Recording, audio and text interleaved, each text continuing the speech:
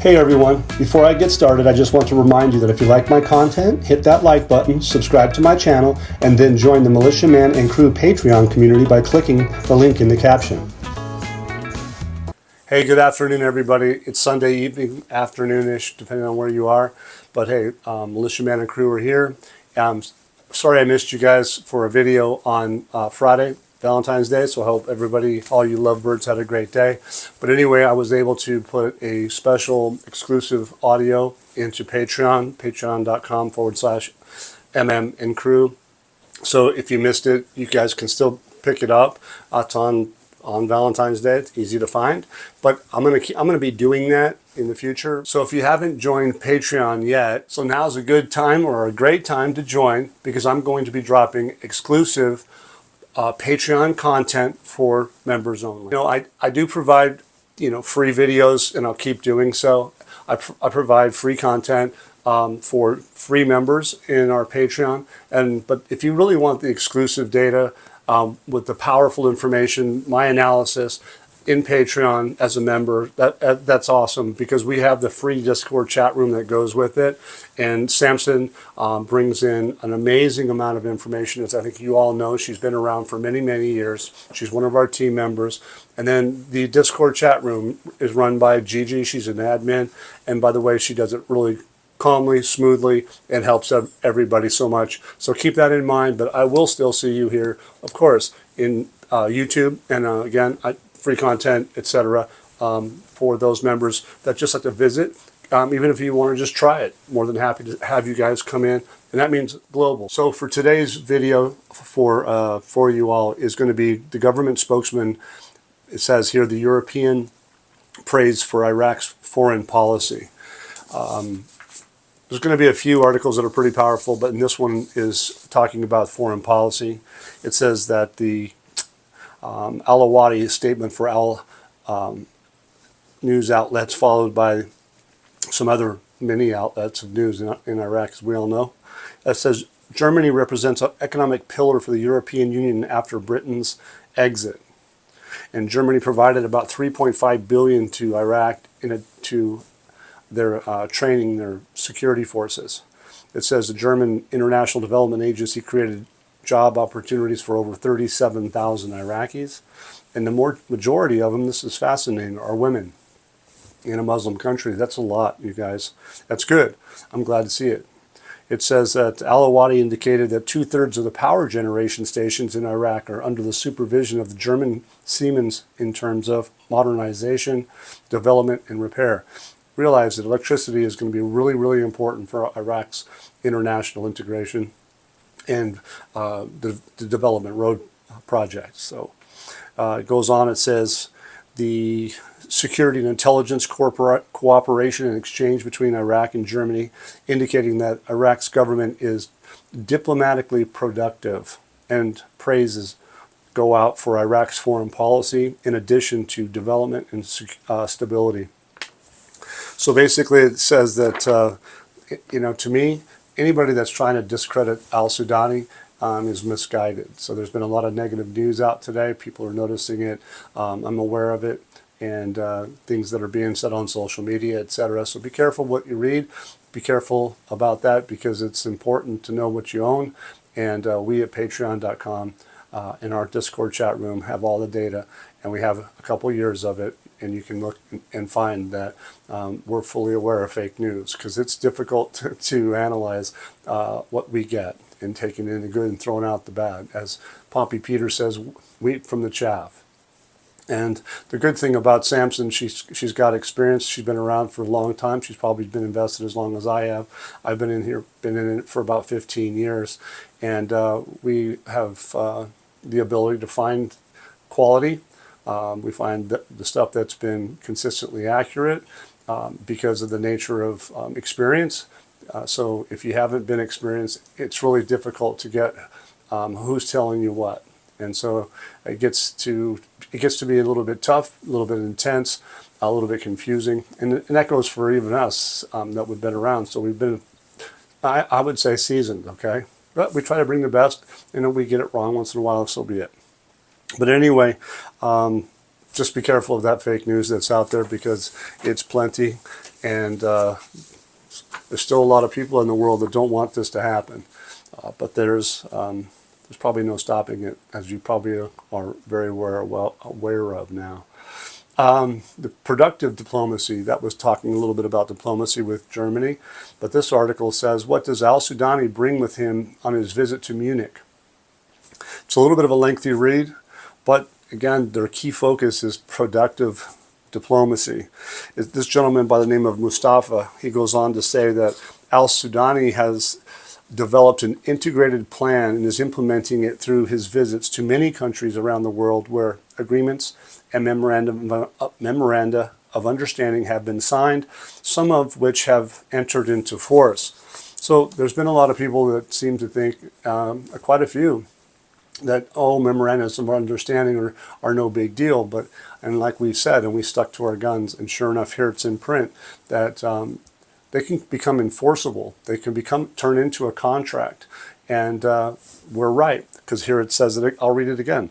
Al-Sudani has developed an integrated plan and is implementing it through his visits to many countries around the world where agreements and memoranda of understanding have been signed, some of which entered into force, while others are still understanding, whether at the legislative level or within political forces. So they've already got some enforced, and some that may or may not be, but that's just the way it goes. And so at this stage, when they say entered into force, that means they've got a contract and it's enforceable. What is a contract? It's enforceable. So that's pretty cool. So this Munich conference is an important station for discussing issues of security, industry and investments, as influential world leaders in various fields meet there annually. Okay, during this participation, al-Sudani held comprehensive meetings with representatives of foreign countries and companies, all of which aim to enhance the economic and investment cooperation in Iraq. So his meetings over there in Munich were very fruitful, if you will. So Mustafa, the same guy, points out that Iraq aims to present its vision at various levels, especially in light of the international transformations for the arrival of a new U.S. administration, which has a different vision towards the region and the world, as Iraq is considered a major part of this environment. So our new administration feels that Iraq is considered to be a major part of the environment, and it seeks to invest in this international climate to create new opportunities in the fields of investment, development, science, and development. So it says clearly that Iraq's vision in investment and economic cooperation has a positive impact.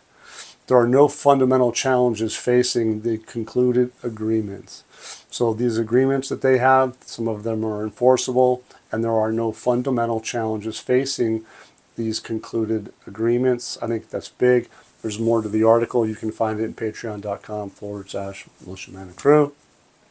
Discord. Oh, by the way, Militia Discord is Militia Man's chat room. So if you're new, you just got to come in, read the instructions, and then go into Militia Man's chat room. It's look for Militia Man's chat room when you get into Discord. Okay, and you'll find us in the #general room. That's where the main body is. So keep that in mind. And that's where you're going to meet Gigi and Samson and Militia Man, Pompey Peter, Petra, and many others. A lot of them in the crew are in the shadows, but they do pop in quite frequently. Like one of our members, Sunkist, she's so busy she hasn't been able to be around much. But man, just when she brings things in, it's brilliant. Then we have Brian. He gives us a spiritual reading every day, and that I put that out to the public every day, or not every day, but I do the best that I can because it gets hectic. It's a lot of work, a lot of hard work that goes into making videos, doing content, finding the articles, analyzing them. It's a lot of work. It really, truly is. It takes a team effort to be able to put it together. And having a quality team like we have with Militia Man and Crew is really important because it gives you continuity, it gives you that consistency, and it also gives you and shows you the integrity that we have.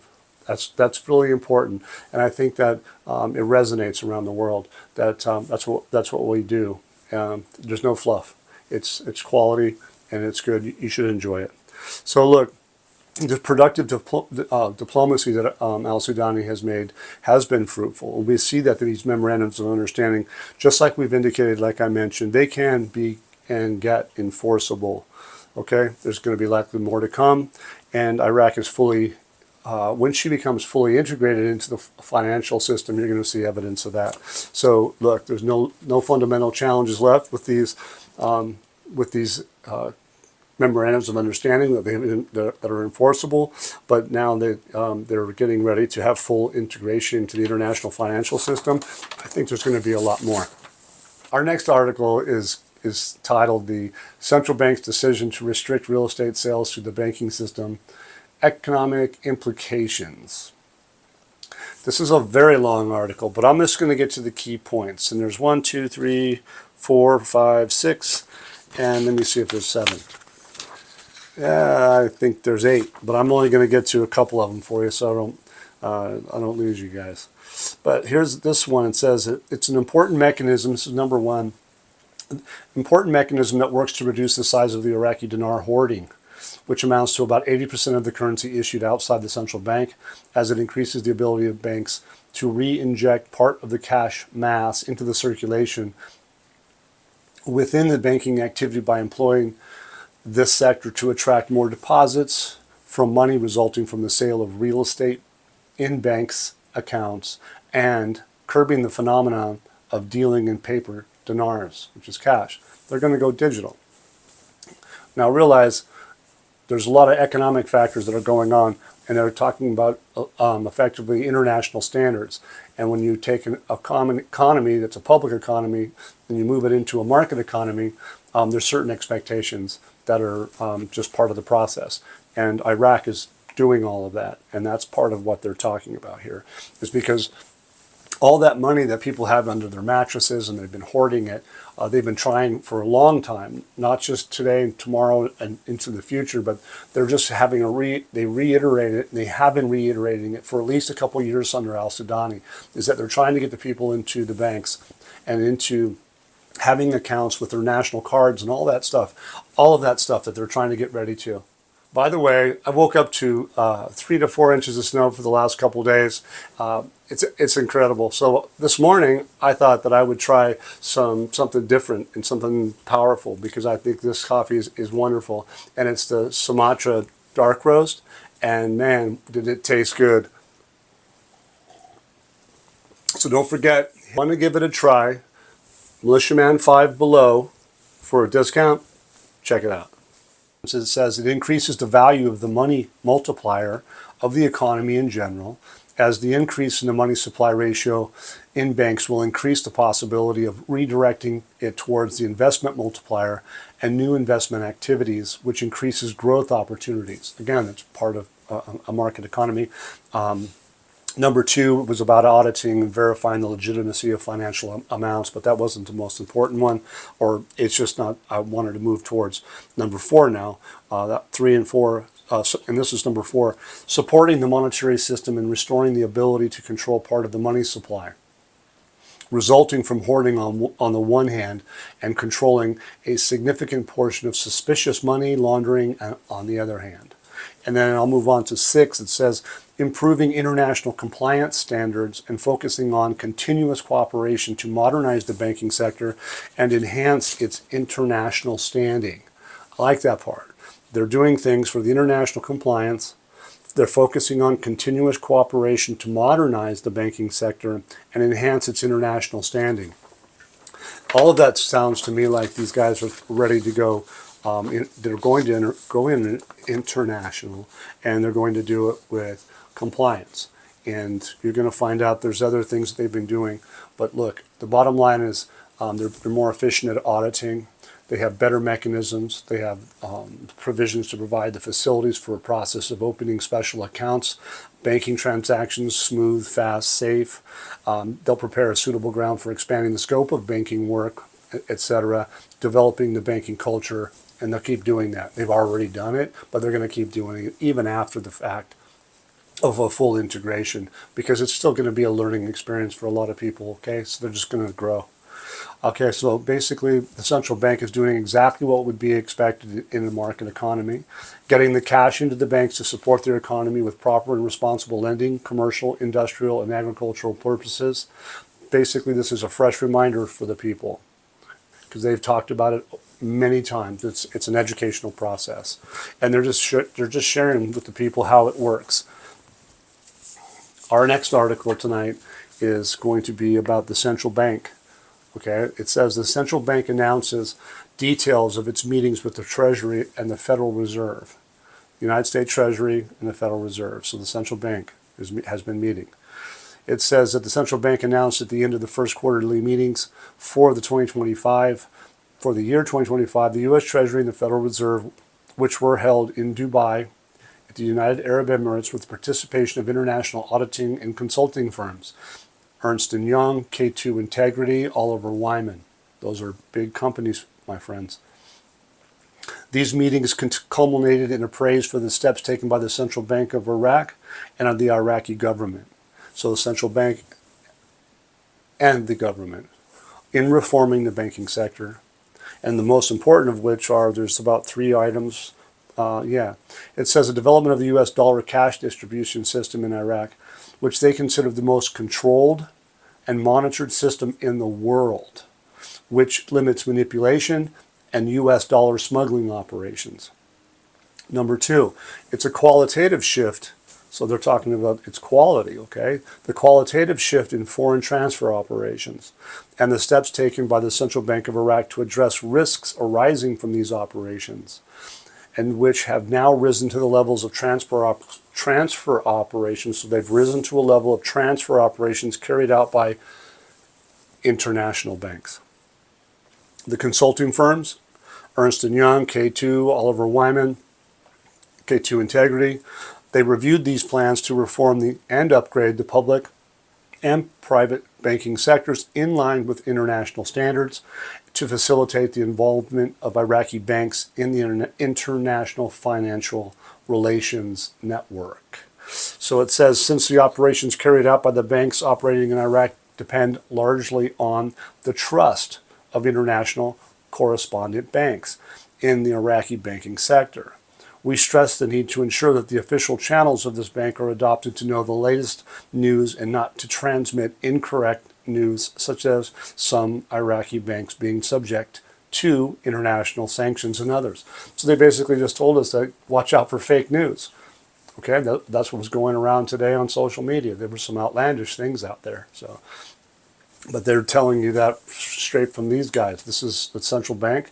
And it's talking to who? The Treasury and the Federal Reserve. So the 3 of them are saying what I was telling you. So I think I'll stick with those guys. Okay, it says my views, I guess, some of the world's major accounting firms have been working on with Iraq already for many years and have finished up the first quarter of the 2025. So the contract with Ernst & Young, if I'm not mistaken, started in January 2024, a new contract, and they're still at it. So they've been doing a really good job. The good news is that there has been amazing results off the huge implications for Iraq's banking and financial systems. The companies involved have worked with Iraq and international correspondent banks on the dollar cash distribution, and that system is the most controlled and monitored system in the world, so they say. It limits manipulation and dollar smuggling operations. And basically, to me, this isn't surprising coming from the likes of these world-known firms mentioned. The qualitative shift in transfer operations have risen to levels carried by these international banks. The 2 main consulting firms, Ernst & Young and Oliver Wyman, have been working over the last year apparently to get Iraq ready to jump into the international world of banking, financial systems, and currency transfer operations, and to facilitate the involvement of Iraqi banks in the international financial relations. Trust is going to be a key, and Iraq has worked for years to get to this final stage. So in other words, they needed to have correspondent banks, did they not? They did. And we're going to find out tonight that not only does Baghdad have correspondent banks, but so does the region. And that was something that it was a little bit in dispute. But I looked up some information and find that there are correspondent banks that are working with the Kurdistan region. I'll get to it. Washington punishes banks. This article says Washington punishes Iraqi banks and bans the use of electronic cards abroad. But you've got to be careful how you read this, but the bottom line is it's not talking about all banks, it's not talking about all cards and all electronic transfers. It's talking about specific entities. Okay. Iraq's government agencies have officially received official notice from the United States Treasury imposing sanctions on 5 Iraqi banks. This is going to be a little bit of a growth stage of how many banks, but at the beginning they start off with 5 Iraqi banks as a first stage, in addition to exchange companies due to their involvement in illegal transfer operations, their involvement in smuggling dollars to banned and U.S. sanctioned entities, most notably the Islamic Republic of Iran. It says it'll go back into history a little bit. Back on July 19th, 2023, the U.S. Treasury imposed sanctions on, here we are now, at 14 Iraqi banks in a campaign against Iran's dollars transactions. So the news outlets come out and say that the sanctions affected the bank's Islamic Advisor for Investment and Finance, Al-Qurtas Islamic Bank. These are the banks that they sanctioned. Islamic Spectrum, Elaf Bank, Herbal Bank for Investment and Finance, International Islamic Bank, Abra Iraq Bank, Mosul for Development and Investment, Al-Raji Bank, Sumer Commercial Bank, International Islamic Trust Bank, Islamic Bank, World Islamic Bank for Investment and Finance, Zain, Iraq Islamic Bank for Investment and Finance. So they were all doing things that they weren't supposed to be doing.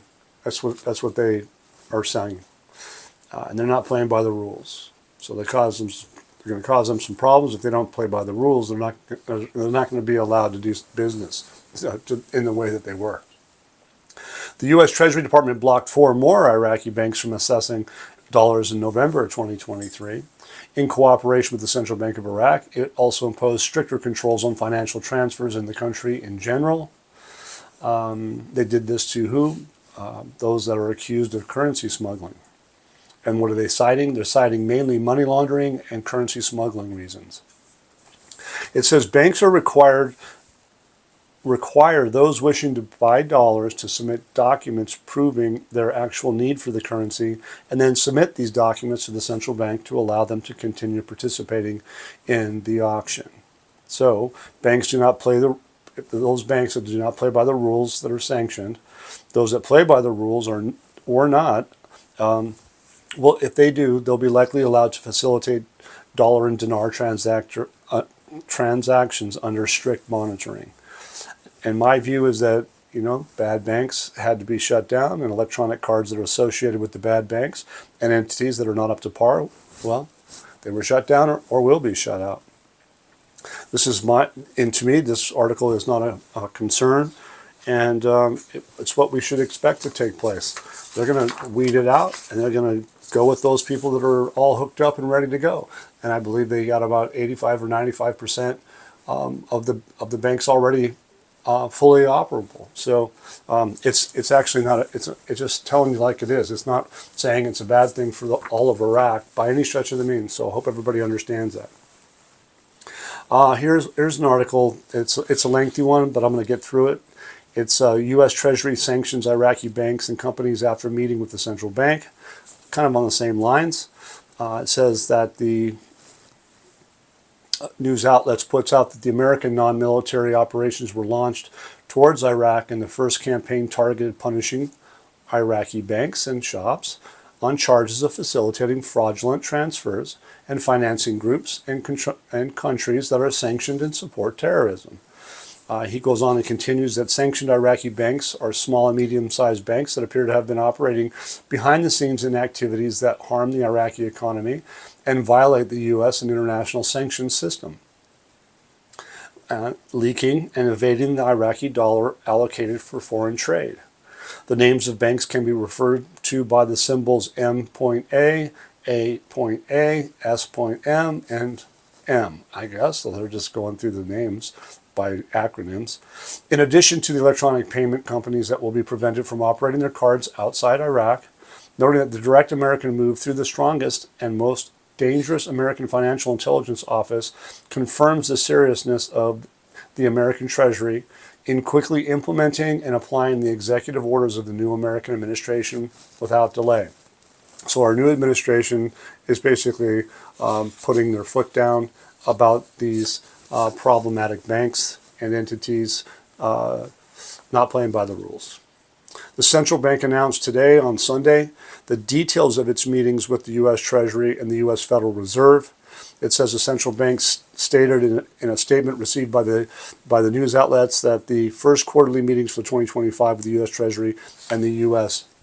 Federal Reserve, which was held in Dubai, like we already talked about, so they're kind of reiterating it, and they were praised for their steps taken by the Central Bank of Iraq and Iraqi government in reforming the banking sector. They once again, referenced the international auditing and consulting firms, Ernst & Young, K2 Integrity, Oliver Wyman.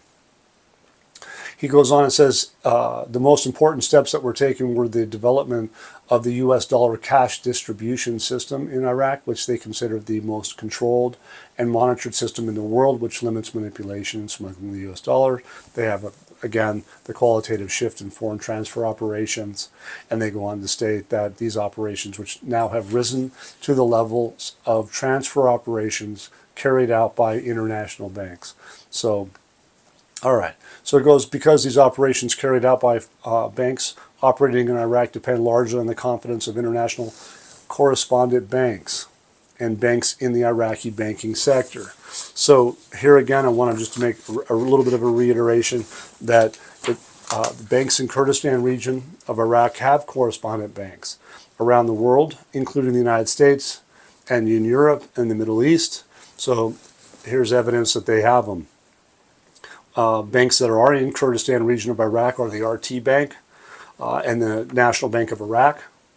And then the correspondent banks for the Iraqi banks are the Trade Bank of Iraq, the Turkey Bank-UST is Bank-UST, okay?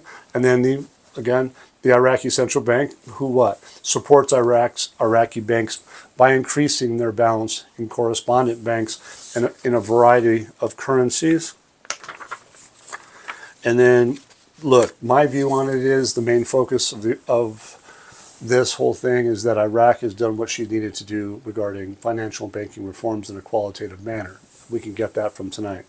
The correspondent banks will make sure that there is compliance. Both the center and the region have these correspondent banks in place. So the whole country is ready to go with correspondent banks. So it says those banks and entities that are not playing by the rules are having problems that may not go away unless they get in compliance and the new rules the central bank and the U.S. Treasury have put in place. Like it or not, there's no choice in the matter as far as I'm concerned. Those that do not play by the rules are going to lose big time.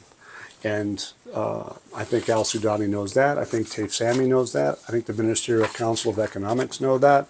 And I think that we all know ourselves that they mean business and they want to do business, which is a development road project. Look, we talked about it on Friday. So if I'll just recap for what we talked about with the news that was out and the audio that we have in Patreon exclusively for you guys. It says waiting on the move for the central bank. So basically, to us, there's going to be a move on the central bank, I would assume, because of the 2024 budget investment part of that 12C or 12.2C, and we haven't seen that exposed in the Gazette. But we're expecting it to be, because we know that that law has been ratified, that amendment's been ratified by al-Rashid. I think that was done on the 13th or the 14th as well. And so what we've been watching for is the Gazette. But actually, it may not be published in the Gazette until after the fact that al-Alaq, central bank governor, shows us an exchange rate, or at the same time. They do it at the same time. I'm not really sure. But look, it's supposed to be published. It could be published in any one of the 3 days of the week. And one of them's coming up, could be tomorrow. But they subsequently have 3 during the week. Tomorrow could be a big day. But then again, the following Wednesday or even Saturday. We don't know. But bottom line is they told us that it was going to be taken care of. So we'll see how that goes. Look, the oil to flow into Turkey hasn't been done yet. There's been information that suggests it could be as early as tomorrow.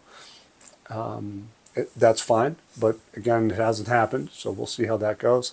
And the salaries to the citizens, they haven't been quite paid. So you can see how what we've been talking about is exchange rate oriented. All of these things need value. What rate are you going to be able to pay those salaries at? Okay, what value are you going to apply to the exchange rate with oil crossing international borders again? Because they shut it down over what last, forgive me, but I think it's been almost 2 years, or not quite. Don't worry about it, but it is what it is. But look, the bottom line is from Turkey, I think it was March of 2024, I think it was. So anyway, we're here in 2025, so just know that they're losing a lot of money. So actually, now that I come back to it, you guys, I think it was in March of 2023. So that's been that long. And I think the estimates in print are about $19 billion lost. So they're losing a lot of money. But if in fact that budget and all of those things, those three main laws that we talked about, the real estate law, which is, I think, the HCL effectively, or the 12.2C article is in that. So we're going to see how that turns out, and we're going to see if the citizens get paid. So let's see what happens, you guys. This is what I have for you tonight on Sunday. Enjoy, and thank you for being with us.